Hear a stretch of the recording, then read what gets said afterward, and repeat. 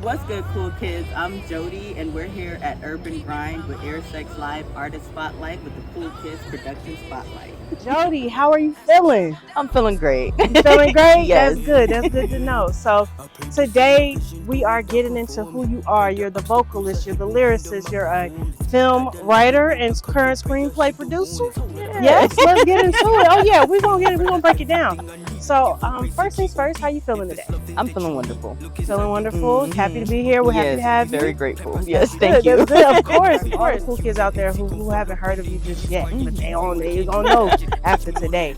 You know, I know currently you are based here in Atlanta, but born and raised in New York City. So give us a little bit of background about your hometown, where you're from, what borough, all that. You know what I'm saying? Let us know who was Jody as a child. Oh, that's a good one. So, Jody as a child. So I was born in Brooklyn, raised in Southside Jamaica, Queens. Come on now, big up, big up. Yes, definitely. And my mother used to send me back to her home in Jamaica, Buffet, Portland, to be exact. Okay. I've been going back and forth there since I was about 6 months up until about 10. So yeah. Wow. So you got all your culture. Yeah, That's good. I mean, not a lot of people can say they're able to go back home to where their roots, their root home.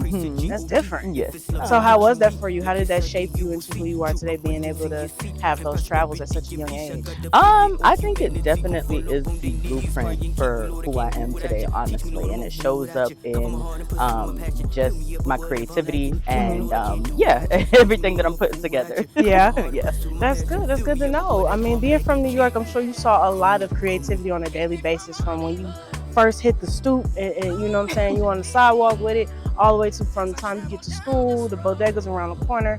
You know, what influences would you say you still feel like you brought to Atlanta with you, like you still feel it to the day? Definitely just the hustle of the culture, my Jamaican roots as well. I do feel as though it was very robust in New York. You know what I Yeah. mean? And yeah, just the vibe. The vibe? Yeah, the vibe. Understood. So with that being said, take us on your journey of how Atlanta became your new home, and when did you fall in love with being a creative artist? Because I don't want to say just making music, because you are so much more than just making music. Yeah, great question. So I fell in love with music and creativity at a very young age. So I did, of course, start out in the church. Okay, of course. Leader of the Jesus and Me choir, the jam choir. Come on now, Children's Choir. Listen, And, in the South, we know all about that. Right. You did praise dancing too? I did. I was Okay. a praise dancer. So you know, it's all the same. And then I started writing music at about 10 years old. And then from there, I started writing scripts at 12. Scripts at 12. Okay. When do you feel like you fell in love with music? You talked about writing, growing up in the church, which that's a really good basis. Most of our favorite artists started in the church, children's choir, but it sounds like that was the beginnings of your passion. When did you say, okay, I really want to do this? Whew. Honestly, I don't even think it was me. I think it was other people that saw it in me. They validated that before you even knew. Yeah. So I feel like I just was kind of doing it for fun. I had, my friends and my cousins reading my scripts that I was writing in my composition notebooks. I would just kind of, playfully get on beats and stuff like that. But then I had people that were like, yo, like, you should really do this. Right. Yeah. But it still took me a while because, of course, I used to move really shy. I can see that, even though your personality is so bright and bubbly. Yeah. You're very energetic. Thank you. You know what I'm saying? It's not every day that you can come across that. Sometimes artists are a little moody, and that's okay too. Yeah. I'm not judging y'all. Okay, but it's good to come across an artist who's just kind of always happy, even though happiness may not always be how you feel. Yeah, That's just the energy that you carry with you. definitely. And so, how does that carry into your music? And because I want to get into how affirmative you are with your sound, you know, Yeah. and the things that you say. You're very careful about your lyrics, you know. Yes. So, how do you incorporate the way that you want to feel on a regular basis into your music? That's a great question. I do believe that my joy is my responsibility. So, you know, despite external factors, you know, it's really just about how do I show up in this world, right? And how I want other people to, you know, essentially feel, Right. you know, when they connect with me. And I definitely just try to, like you said, be careful. I want to say even go further and say really just be intentional with, like, you know, the lyrics that I'm piecing together. And because I do feel like words are powerful, and you know, they sometimes even shape your life, right? And so, especially in today's time where, you know, the things that people listen to is kind of how they live their life. You know, those are the rules they live by now. yes. So you are actively trying to put out music that is motivational, and like you said, being responsible for your joy. You kind of take on a responsibility as an artist to put out the right types of messages. Yes, you know, I do agree with that, definitely. I want to talk about how you made it into ATL and putting out your first album in 2019. What was that process like? Okay, very intense question. So, intense? Are they? Well, you know how we do over here. We get the exclusive. How I love I y'all. made it to ATL, Yes, man. So it's a two-part. So let's break down that part first. Definitely. So, I came here when I was 11, going on 12, right? Okay. And Oh, you basically ATLian too. Okay. NY in there, but yeah, Atlanta's home. Yeah, Okay, I like that. The NY was the foundation, right? Yeah. It's the foundation. But Right. of course, I've been here for a very long time. Okay. But when I first moved here, for years, I had to lie. When people ask me why why did we move from New York here? I had to lie. I had to say it was about the weather or about, you know, the cheap homes, and, Right. you know, all that stuff. But I can be truthful now and honest about, you know, where I'm coming from. The reason why we had to move to Atlanta was because, so the backstory, my mother was an illegal immigrant here in America. And prior to 9/11, she was able to, you know, travel a little bit more easier. But after 9/11, you know, things got a little sticky. Right. So she tried to travel. I think, what year was that? Probably 2000. It had to be 2003 or 2004 because we moved here in 2004. Okay. But yeah, things didn't really work out. Feds showed up at the door. They were looking for her. And so, you know, she had to flee. She had to dip, right? And we had some people in Georgia.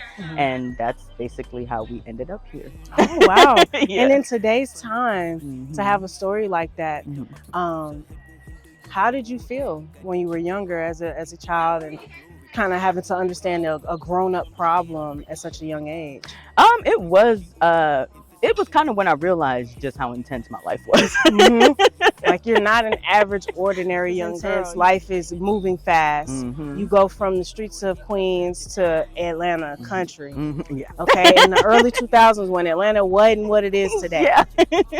What's your thought process? Is that when you start expressing yourself through music? I was expressing myself through music prior to coming to Georgia. That's when I really got into script writing, once I got to Georgia. So that's how we get into film. Okay, so what inspired that? What was the moment when you got here that was like, I want to write films?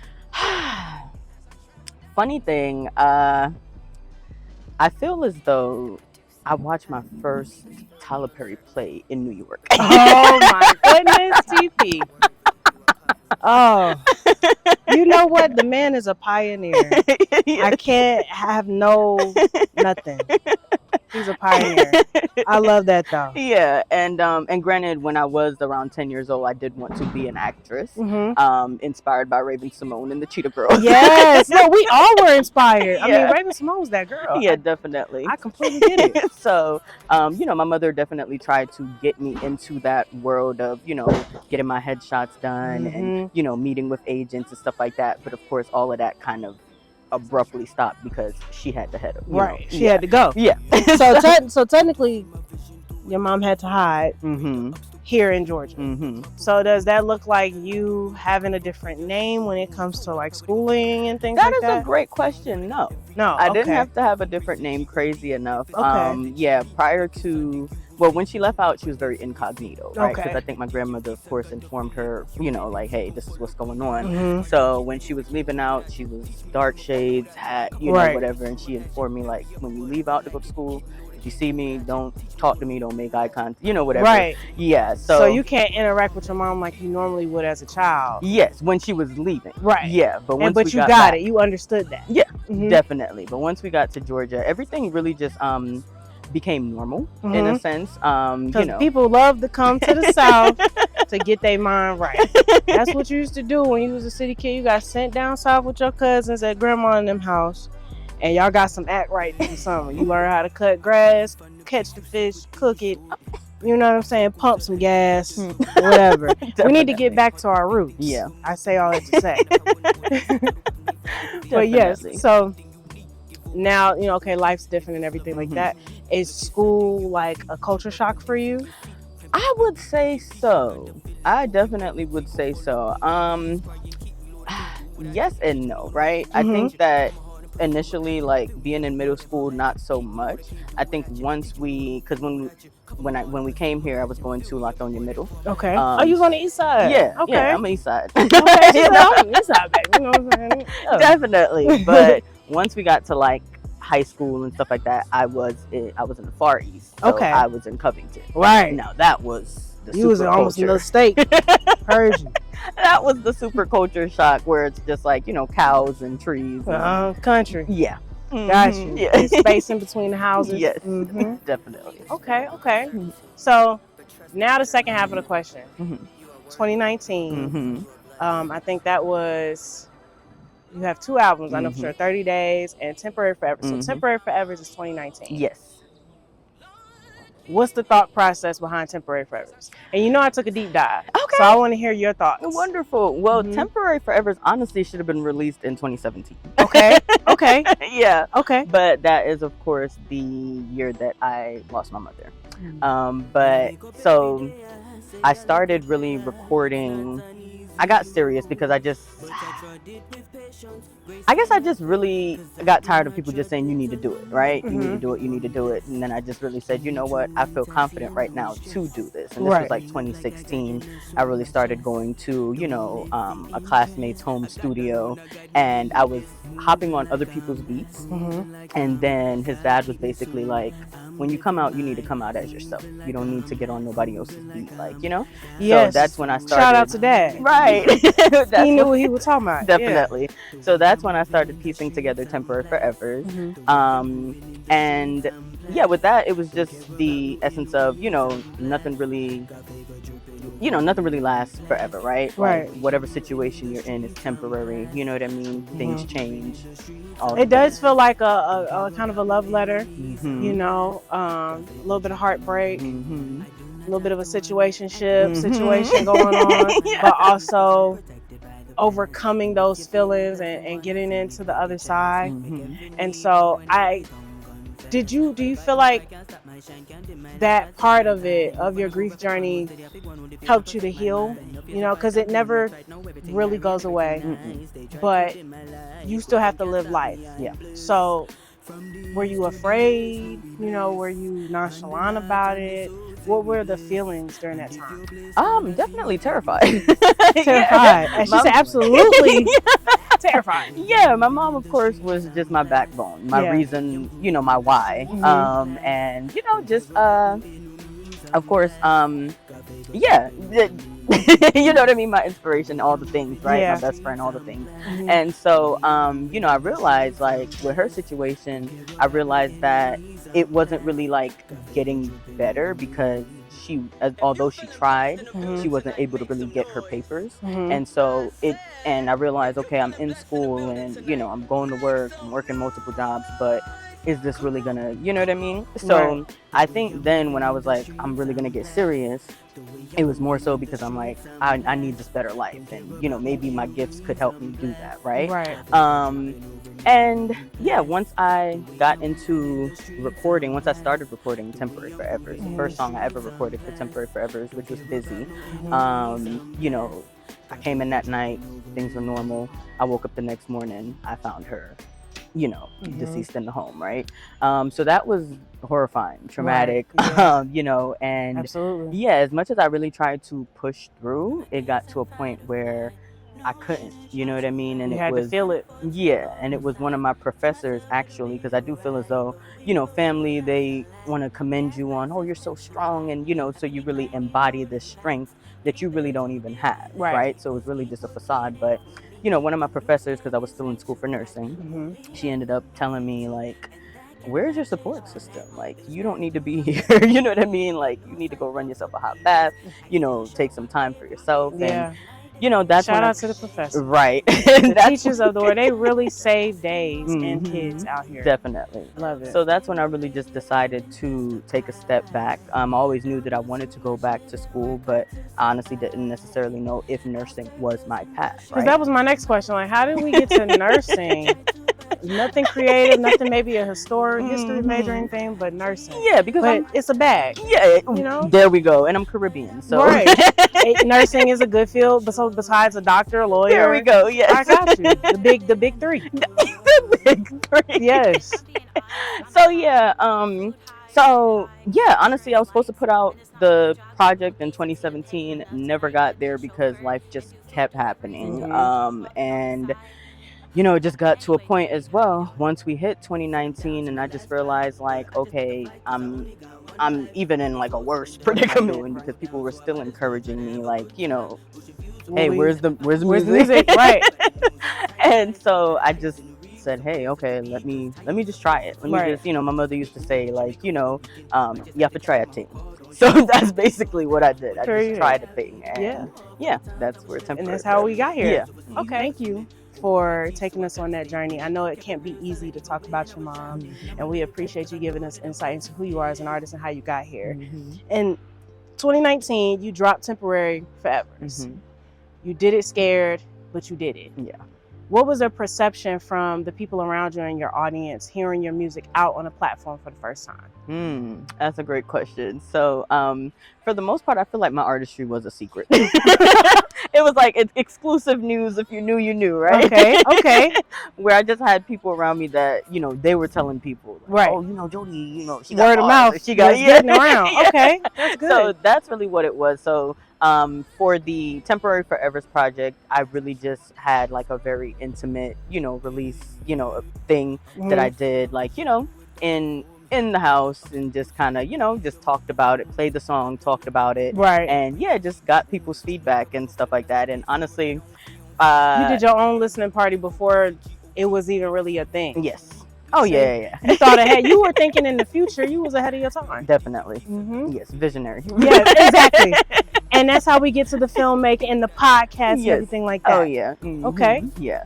So as far as like how people received it, funny story, but I had my little cousin who I had just really met after, everything. And she came to the event and I played the songs and stuff. And after everything, she was like, so who were the features? And I'm like, there were no features. Right, there were no features. It's me and the microphone, babe. Yeah, but I just have a way of, being able to kind of switch up my voice. Yes, and the cadence. So she was like, who was that when they were singing? That was me. That's a compliment. Yeah. Okay. And always remember that was a compliment. If somebody ever try you about you, he's like, that's me. And so when you decided to put out 30 Days later on, a few years after, why such a gap in between the two albums? And also, who did you work with? Because, it's always cool when your friend got the studio at the crib, but you want to elevate. Yeah. So I was, that's a great question as well. So I was, I put out Temporary Forevers in 2019, right? But I felt like because that was supposed to be put out in 2017, I'm like, okay, I got to get going on my next project, right? Right. Now, granted, the reason why 30 days is 30 days is because after my mom passed, she had a friend that I really didn't know like that came around and was like, oh, you know, she was such a friend to me and I want to help you. Granted, my mother passed in the home, so I didn't really feel the best as far as staying in the house for my own personal mental health and, you know, all the things. Gotta relive that moment. Yes. Right. Yes. And all the memories. So she told me that she had you know, condo in Lawrenceville. Okay. And it was close to GGC where I was going to college at the time. Okay. And yeah, I took her up on the offer. 3 months later, she gave me 30 days. So I had literally picked up, moved my whole life from this townhome that me and my mother lived in, where it's in my name, to trust in this woman that basically made me homeless while I was still. Well, you could have stayed in your home and figured things out while I was still in the thick of my grief. Right. Yeah. So on top of you lost your mama, cause what? Now this lady is playing with your livelihood, and you gotta scramble. So now that grittiness from being in NY kicks in, cause now it's like do or die. I gotta survive out here. Things are expensive. I'm new to this, not true to this. 30 Days, the album is being born. Yes. You birthed that album. When you gave birth to this album and you put it out, did you feel a sense of relief? Oh yeah. I felt like I had, for lack of better words, buried that. Like I had overcame that. Like that was no longer my story. Like I was no longer going to be bound by, you know, that narrative. And you can even tell like some of my lyrics. I was real angry. Hey, and rightfully so, I feel, you know. And the cool kids probably agree. Like, yeah, it would have did a lot more than just moved out. Some furniture would have moved first. That's just me. Okay. Oh yeah. So you know, you definitely get that with that project where I'm just like, you know what, I'm gonna take my power back. With this project. You released the negativity and took back your power and gained back all your confidence, and then you dropped Blessed. And this is where we meet. Now I want people to know how we met, right? Did we meet at Blessed or was it Keep Me? Was it Keep Me? It was Keep Me. It was Keep Me because Blessed was already out when you did Stank on It. No, that was just like an unreleased, like that I just put on. You performed it though. Okay, so that's what I'm thinking. I'm like, I know I watched you perform it. Okay, yeah. So we did meet at the in the thick. It was in between. So Keep Me was out. Yes. Blessed wasn't out yet, but Stank on You happens. Those are your songs of choice, and you killed it. Thank you. Okay, the footage went crazy. Thank you. And we'll get into that because that's a bigger stage. You know, I want to get into how you felt and things like that. But has anybody told you your voice is extremely unique? Oh yeah, I've been getting that for years. Who do people compare you to? I know you've said you've gotten a Jill Scott or two, but is there anybody else that's a favorite of yours that you've been compared to? Ooh, Busta Rhymes. Oh, Busta Bus.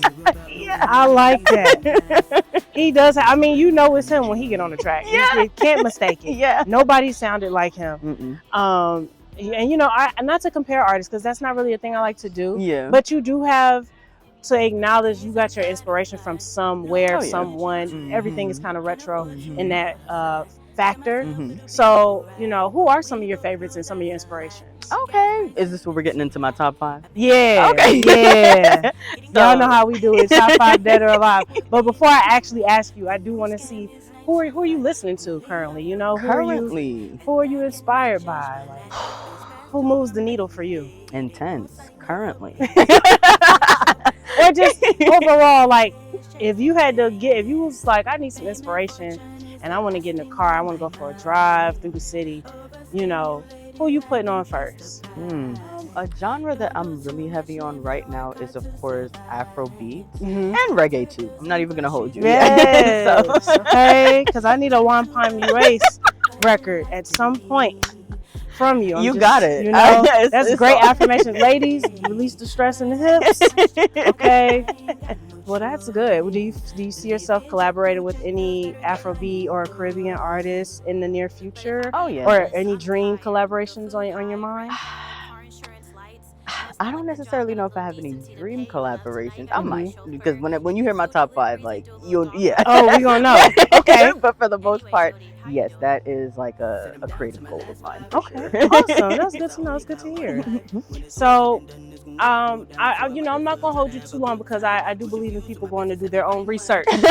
Okay, but I do want to talk a bit about the filmmaking side of you. You know, that's new. It's a new exploration for now. Well, you started screenwriting when you were younger, Mhm. but as far as actually getting into film on the independent side, what has that journey been like currently? You know, where are you at? And then you have your series on Instagram. So talk about that a little bit. Okay, yeah. So, for the most part, I got the opportunity to step into independent filmmaking back in 2016. Mm-hmm. So we put out two short films for the HBO Film Festival. That's what we did it for. Okay.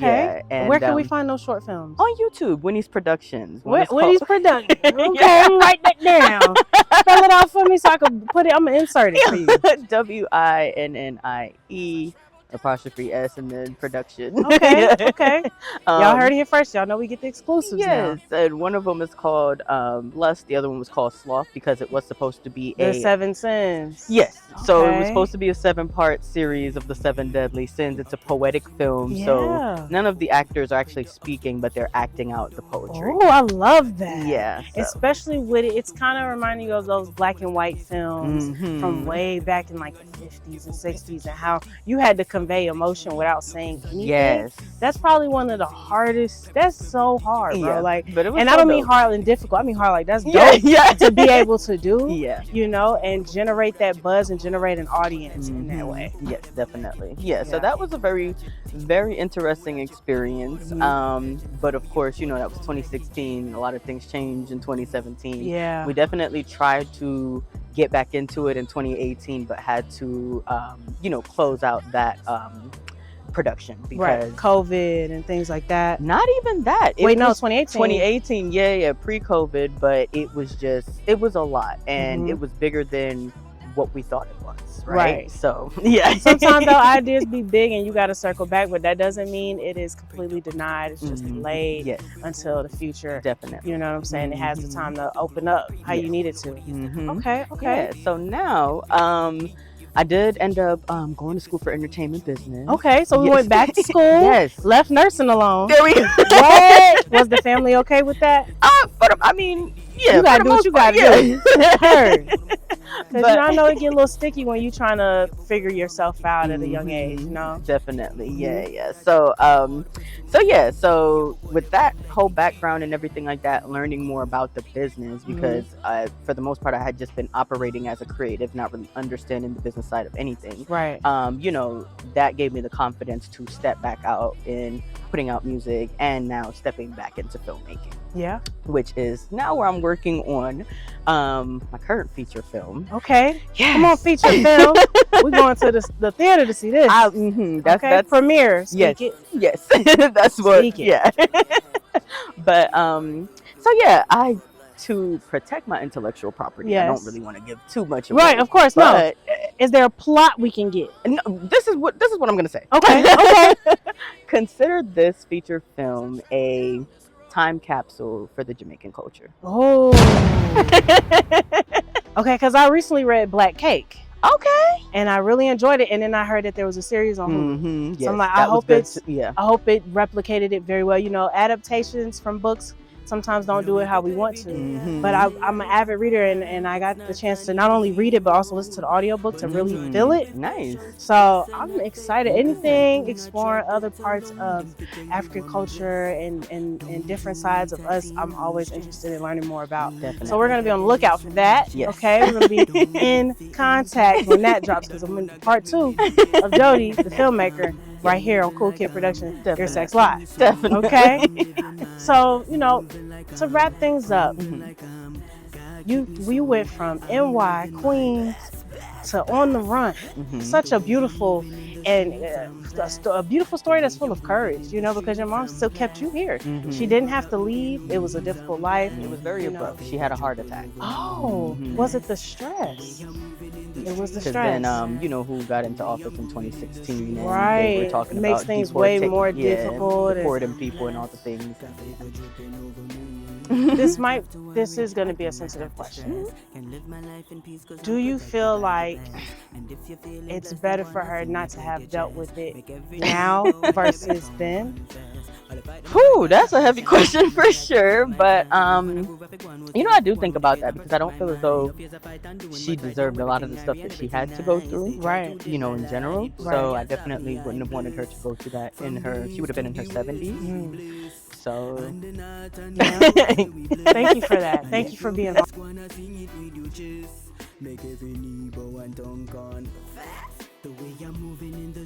All right, so we're back. We're about to jump into top 5 dead or alive. Our favorite question right here. I want you to look dead at this camera and let everybody know who your top 5 dead or alive is. okay, my top 5 dead or alive, and they're actually all alive and living legends as well. Period.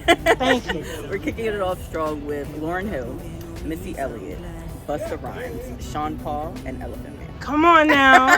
I ain't heard Elephant Man or Sean Paul yet, so those are some really good ones.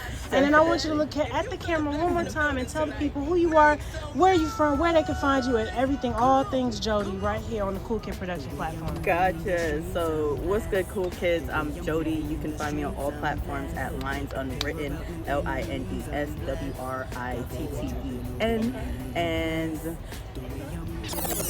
Well, all of your, what you know, all your music on all the platforms. yes, all my music are on all streaming platforms. We've got my, 2 albums, and then I've got a few singles that I recently put out. Definitely check those out.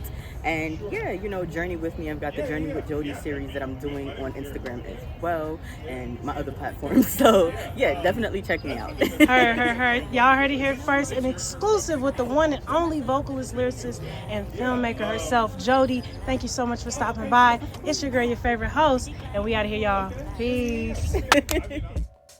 Turn it up right there. Oh yeah, that sound good. Mic check 1, 2. Oh yeah, that sound good. Cool kid checking in. Time to take y'all back.